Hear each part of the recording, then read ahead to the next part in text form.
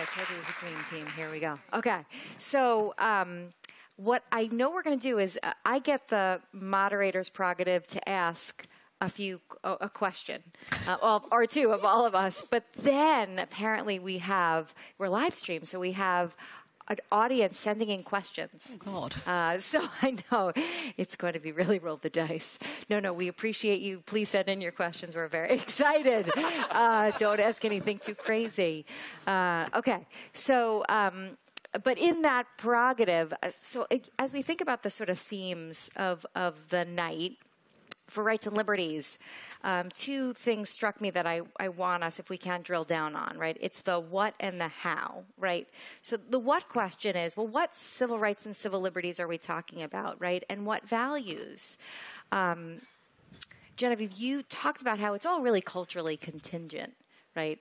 That, Ben, you told us that like equality, fairness, and liberty are the at least the guideposts for us. We didn't talk about specifically what rights and liberties, but at least those were like sort of we had some consensus around for you that.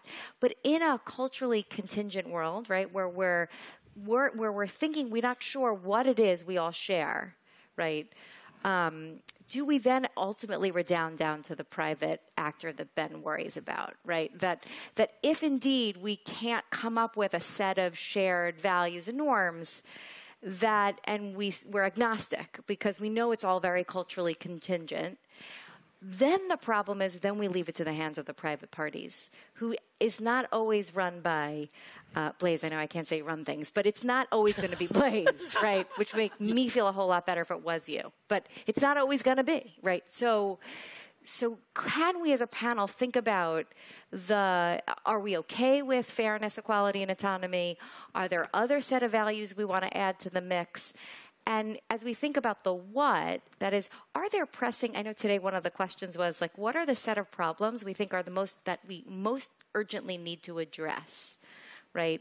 Whether it is using scoring to figure out sentencing and allocation of surveillance practices. Are there others that we have such a great audience of people who are researchers and thinking about this and policymakers and watchdog groups? Do we want to create an agenda for them? Are there three things that we want to call out that we think they're the what that we want everyone focused on? And then, and maybe you guys will help me work through some of this, the how, right? How do we get there?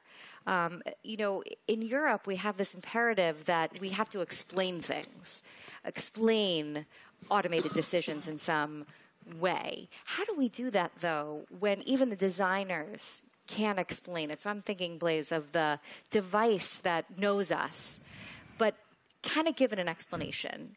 And are there ways that we can make these machines accountable for their decisions, even though we can't quite explain it?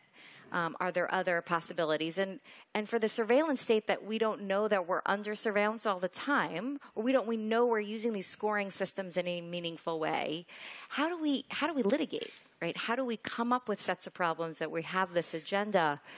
And I love the optimistic, let's think about how we can use them for good, right? That we can use automation not to take away rights and liberties, but to enhance rights and liberties.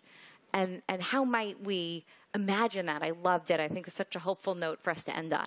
So the what's and the hows. Sorry, I didn't ask anyone a specific question, but it's an invitation, if you're interested, to drill down a little bit more. So maybe if it's okay, I'm going to start with you. Please, no, go over there. No, we can start with Blaise. You can go back right from the crap. We're a playful bunch. Yeah, we were deeply unhelpful backstage.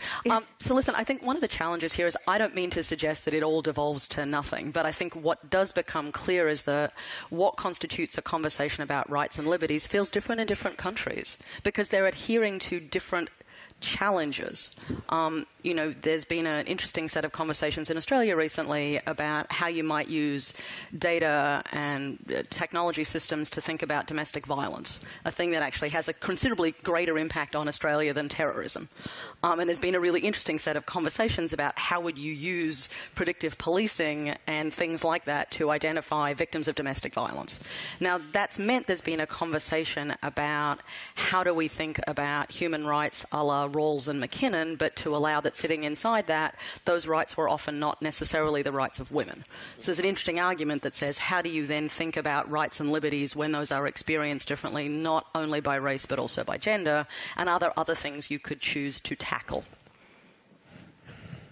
So I think I have to unapologetically defend a global human rights framework here. Please do. And it may be that the Universal Declaration of Human Rights was written by people from a particular perspective, and yet nonetheless I think that it's an effort that was necessary. We have to agree on certain rights that are so fundamental that we're not going to let majorities override them, and that means majorities here and it means majorities anywhere. And I think that that's a pretty good framework for thinking about what normative concerns we want to have as we move into this kind of time of technological change. Let me speak to the how for a minute. Yeah. I think there's a theme that actually came up in all of your talks, which I really liked, which I thought was summarized by your frictions argument, which is, I think, to the extent that we think of the Bill of Rights as a statement of frictions, that might be a good metaphor for a lot of these artificial intelligence applications, which is maybe what we need is more friction in the application. So when you talk about what type of AI, that's asking us to reflect more. And that's a form of friction. I think part of what's happening is there's a lot of mechanical application. You just kind of turn the crank. There's a lot of like, oh, now we can do surveillance. Let's just turn the crank. I mean, but let's reflect on a bunch of these questions. And somehow, how do we put in more of these frictions? How do we put in the friction that you need to process the data locally? I mean, so almost like we could ask one meta question to be, what are the frictions that we want to put in place? And friction is kind of the right metaphor. I don't think, from a regulatory point of view, I don't think we're far enough along to have bans and barriers. Maybe in some places we are. But in nearly all the places you feel we must be ready to have frictions. And what are they and what should they look like and how do we put them in place so that it does slow things down a bit, which I think is antithetical to how the sector tends to want to go, basically. Well, if anything, it runs counter to that wonderful logic that we've had in some ways in the last 20 years about things being seamless. Yeah. And I think the argument for seamful is actually really important here, right? Is that the seams actually matter. Because they are the moments when you think about, is this what I say at work versus how I might say something at home? Is this the email that I want read by my partner versus my boss? I mean, do I want that data on that system? There's a bit where as humans we've protected those seams in all kinds of ways. And the kind of impulse to make everything flow everywhere is in some ways, I don't want to say an engineering impulse, but it's been a sort of an aspiration in a way that isn't in some ways human. Right. This idea of seams being sometimes beautiful or necessary. Useful. Or useful is also, I think, an acknowledgement of the fact that technologies are augmentative. This isn't new, what we're talking about. We've been using technology to modify ourselves, wittingly or not, since we speciated. We have short guts because we've used fire to cook, and we have a lack of fur because we clothe ourselves. And these are technologies that have changed what we are, and that augment us both individually and as a species. And what's interesting about the AI technologies is that they both give us an instrument with which we can measure a lot of things about ourselves, which is why a lot of these fairness questions start to come up in the context of being able to finally analyze them using those techniques. But once one has opened that Pandora's box and seen all of the ugly things inside, all of the implicit biases and the problems wherein judges are potentially racist or might be affected by how long since lunch or what have you, then we have to actually act. And that opens a design challenge. So when we start talking about what are the normative things that we want, we're really asking some very difficult questions about what is the design that works for everybody, what is the design that works for groups, how do we think about that entire spectrum and that entire space in an articulated way, such that there are things that perhaps are universal, presumably minimal ones, and there are other things that are adaptive and specific. And are there areas where we think the speed bump should be, or friction should be particularly tough, right? That is, when we're using AI to give people services, right, to enhance their lives and not take something away, maybe we need less speed bumps, right? God bless the fisc, it can handle itself, right? Look what our pocketbook, Uncle Sam's pocketbook looks like. But when we're taking away someone's rights and liberties, is there a hierarchy of concerns for us, where we say the speed bump should be darn high. We should really slow down to 5 miles per hour. We should really think hard, because you're putting someone in jail, right? Or that is, are there sets of problems where we think, AI really needs a huge speed bump, and sets of problems that perhaps it doesn't have to be as enormous. We don't have to slow down. Maybe that just redounds to the question of what rights and liberties do we... No, I think you put your finger on something else, which is that, think about something like police heat maps where, that are based on predictions about crime. We feel one way about that because, at least as to some of the people the police are going to interact with, it's going to be a coercive interaction that is going to deprive liberty. But if you use the same kinds of technologies that you heard foundations a few years talking about $1 million blocks, places that had the kinds of problems that were expensive for society, and that targeting was used to target additional resources, not to target additional coercion. We might feel very differently about that, and that actually works in a constitutional framework when we talk about depriving people of liberty or property. We say you need due process. You've written about this. Kate has written about this. Jason Schultz, who's here. It's not so easy in a world that's very proprietary, but we need to find a way.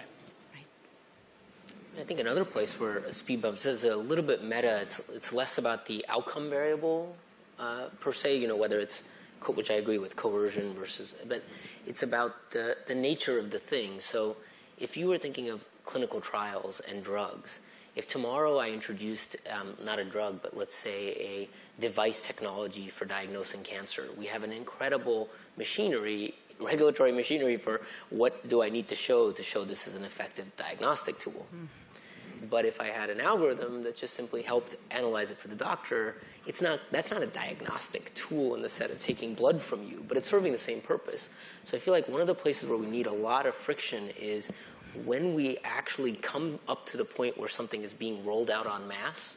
In most sectors, there's some procedures in place. If we had a new law as to how we were going to take bail decisions, that would be debated. We have systems in place, hopefully, that at least, maybe they have problems, but at least they exist.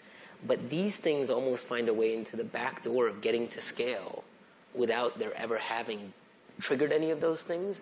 And so it seems like that last bit, not the research, not the piloting, not the proving the proof of concept, but where all of a sudden it goes to scale without any friction, that seems like where a lot of crazy stuff could happen. Well, and in some ways, it's an interesting fracture of what's been the logic of Silicon Valley too, which is build it in beta, throw it out, get people to test it for you, go, oh, that didn't really work as well as we expected, we should fix that. Whereas you think about some of the consequences here, would you want an algorithm for sentencing to be sent out in beta? Oh, that didn't really work so well, we should try that again. And you're like, no. So there's a bit that says kind of the logic that has driven a certain sort of innovation over the last arguably sort of 15 or 20 years, particularly the software side, really has been a notion of iterating in real time with a user base who are coincidentally also the subject base. And there's something that says that may not work as well here. So the metaphor of both drug testing, but also, I keep thinking about domesticated animals too. From the land of rabbits and camels and frogs, right? We brought them to Australia when it'll all be fine, and then they went feral and it wasn't fine, and we've spent 200 years trying to fix it. So there's a bit that says, how do you imagine building systems where you don't? What does the fence look like in that sense? The friction. And are there ways to think about, we talked about human bias is bad, right? But one bad judge isn't replicable exactly in the same way as the next awful judge. Right? That might not be true. Oh, okay. Tell us. We were talking about this before. Parts of that judge are replicable. In much of the country, that judge is elected by voters. Yeah. And so that judge is not going to be thinking about accuracy. That judge is going to be thinking about the risk of a particular kind of failure. Yeah. Right? So that's a problem that might account for some of the disparities, the positive disparities that you saw in that presentation. Yeah. And is there a way to think about how we can combat? So let's just assume that human bias is as bad a problem as we think it is, right? That ways to combat automation bias, besides just telling judges or hearing officers or police officers, don't rely too much on the computer. don't overly lie. It's not always perfect. Are there strategies for automation bias we're overlooking? Well, or interventions? Part of the problem with this is that it's not usually as simple as measuring a variable and agreeing that this should always be 50-50 and then that's how it goes. I mean, a lot of these things are embedded inside feedback loops. This is also what makes designing the right things ahead of time or regulating them ahead of time so difficult. Yeah. There's this really interesting statistic that NPR made a beautiful plot about, I think a year ago or so, about the number of female CS majors and how that began to crap out around 1984 or so, which coincidentally is when computers started to get marketed as a game machine to boys. So in this case, something that happened in media, in mass media, created a set of associations on the part of children and their parents, which in turn colored, what kind of background in computer science a lot of kids were getting, which in turn had these giant knock-on effects, impossible to predict at the time. And the difficulty now is that I don't think we can put that genie back in the bottle. A lot of our perceptions and our understanding of the world are mediated through our little screens. Those things are partial. They involve ranking algorithms. They involve all sorts of things that in turn color our priors, which in turn affect our behaviors. And how one engineers in such a feedback loop is a really hard problem, and not one that strikes me is easy to think about from a legislative point of view. I think that something you said earlier helped me a lot, which is you mentioned this point about the algorithm itself helps us quantify. And one of the things that I think these things can be very helpful for is almost like a mirror of sorts.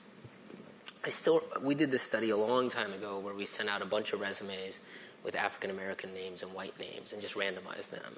And we found a huge gap in callback rates. And I remember at some point, I think it was something like the Human Resource Association or something, some big thing, wanted me to present the results. And I thought, this is going to be a nightmare. So I was like, I presented it. And it was surprising what happened afterwards. All of them were like, wow, we didn't realize we're doing this. How do we stop it? And, you can say, they were disingenuous. But I'd say a big fraction of them were. Most human resource managers are pretty liberal people. And there is genuine prejudice, knowledgeable prejudice. But there's a lot of stuff that you do without realizing it. And I do think one place where these algorithms can be helpful is if we can turn the lens on ourselves a little bit and ask questions like, when is it that I've made, who are the African Americans that I jailed that actually had no risk? What did they look like? What were those moments? So you're talking, Sendhil, about essentially using these algorithms to shine a light on the gap between explicit and implicit bias. And for myself. Right. Yeah. Like not as even as a mirror. I think a lot of people in these positions of power, a lot of them want to do better. Not all of them. I think we need lots of safeguards, but some of them definitely want to. And I think there's a huge advantage I think these things can provide. Right. So the optimistic story that we can use it to harness it for good, and you've seen it in practice, and Kathy O'Neill talked about it, seeing it in practice that in picking an orchestra, they were game to have people not show their shoes and disclose their sex. So maybe there is a real upside to all of this that we are underestimating as we get very depressed as we talk about these technologies. So I think now we have to, I see the time clock is telling me something that we're running out of time. Does that mean we're running out of time, period, or it's Q&A from Twitter? Okay. All right, so let's, oh golly, should I read it through and then yes, but let's be clear, there was human editing. There was so not full automation here. Thank you. Yeah, like as we look back to see if a human being is responding, right? So even if we solve the bias and governance challenges, how do we avoid the surveillance externalities of AI? Like that we're always under watch, all of our personal data. Well, that was sort of the implicit theme behind what I was talking about. I think that the fact that whenever we talk about AI, we immediately go to the idea of a centralized service is actually really problematic. Like, I don't know, if you have a company that makes shovels, then you don't say, there is a power dynamic there. All of the holes in the world are decided by the shovel company. No, people dig holes with shovels. And the fact that there is that level of indirection, and that once I I have the shovel. It's actually, a part of my body that I can use to dig the hole is fundamental. And, in a similar sense, I worry about the way that slippage, the fact that, if I go on Amazon and I pick, I can get a hardback or a paperback or a Kindle edition. But the Kindle edition is actually not the same as the other two. Right, that's one, wherein I'm using a service as opposed to having just bought a book. Yeah. So, that's at least one part, I think. That's the much creepier surveillance problem, right? And also when your book disappears, if it's when your book disappears, if it's 1984, or how long I dwell on each page becomes part of a big data set, right? And it's so we're getting rid of some of the honeypots. That is like huge centralized databases. And we're just knowing ourselves with our devices. But does the device keep all the data, and therefore is, at least in theory, could be hacked? But it would have to be a very determined person to get through a lot of devices. Well, there's a big difference, in my opinion, between mass surveillance and being able to hack somebody's device. And this is something that I'm sure Ben could speak to and much more intelligently than I could. But you don't. The idea that there's one place where everything has been gathered is very different from having to make a targeted attack. And this is the same for physical. Somebody could go and break into my house and discover all sorts of things, but it's not like there's the skeleton key to everybody's house somewhere. What I'm going to say has nothing to do with AI, really. I think that the only way to get at the surveillance problem is for us to be less afraid of terrorism. Yeah. That so long as we accept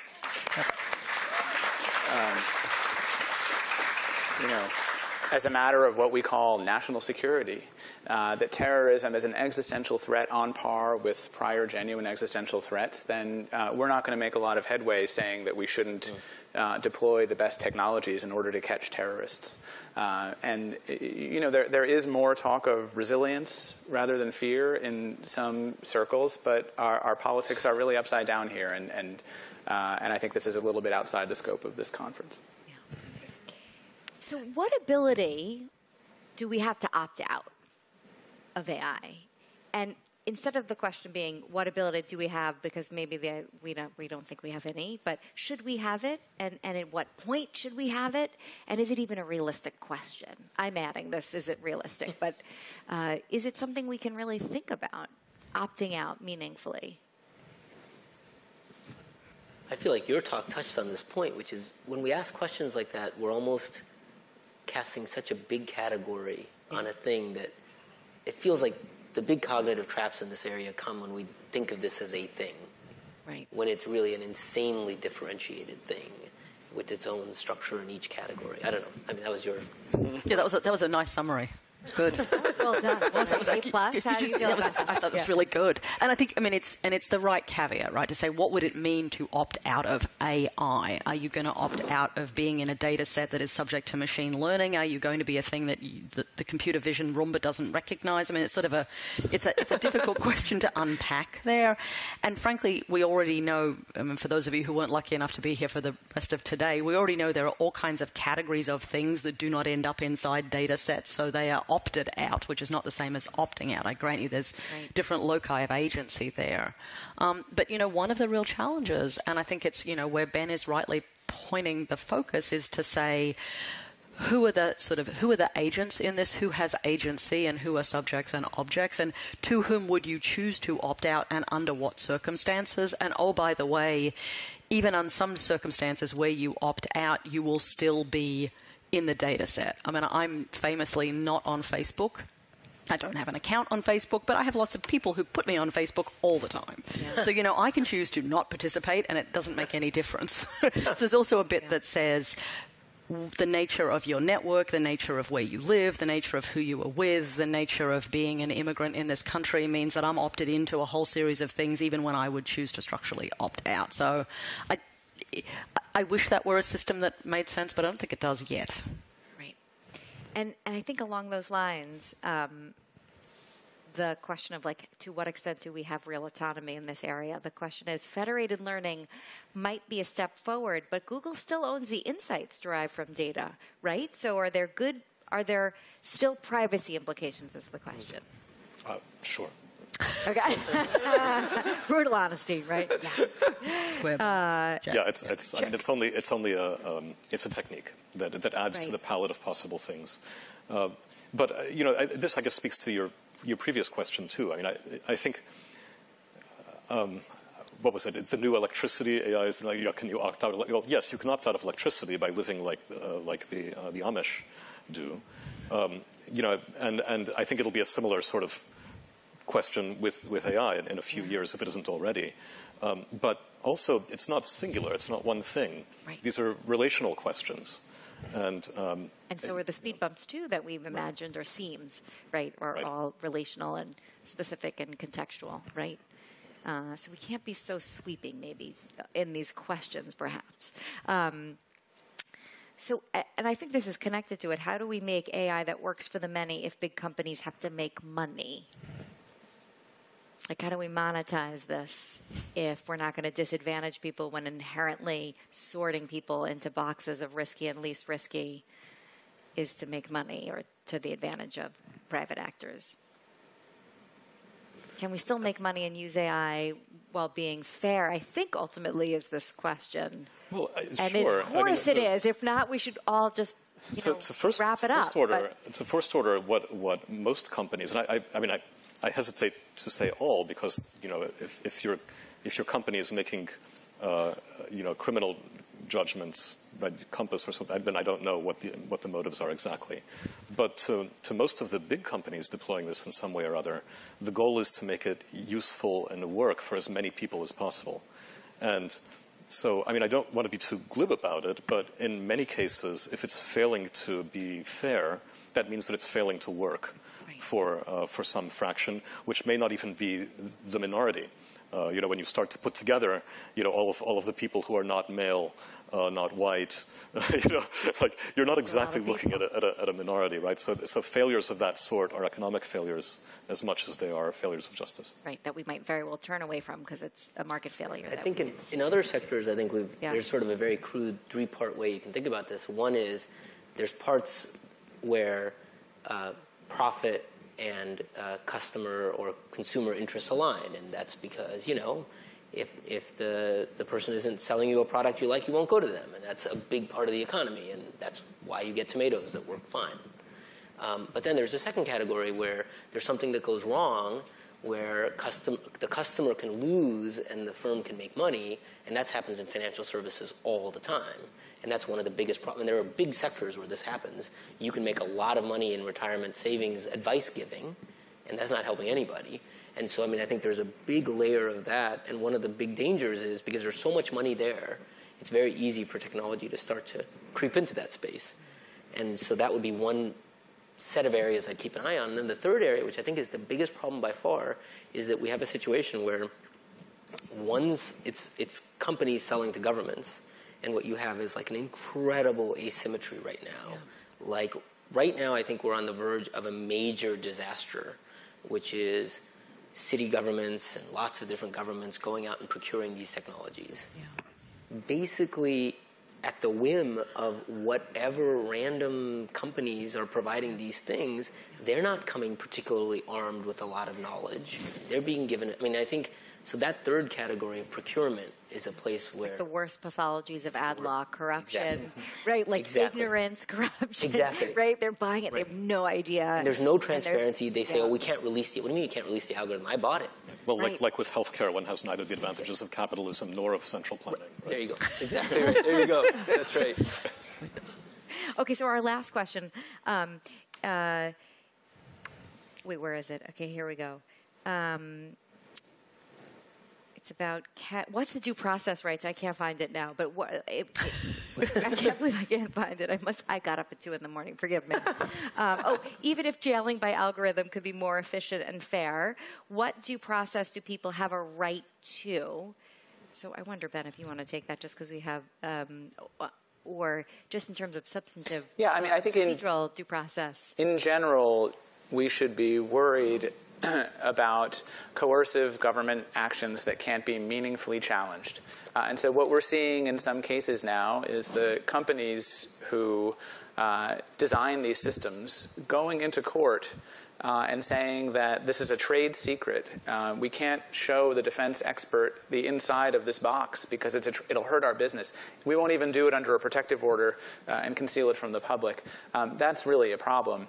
I think the ideal use of these technologies and these systems would be for much more transparency, and then for judges to be able to use it as a tool that doesn't replace their discretion. That's 100% right. I mean, I think the due process here happens at such a basic level that where it's not happening is we just don't have due process in what tools are being used. It's insane. Yeah. So thank God, this was wonderful. Thank you so much. Thank you.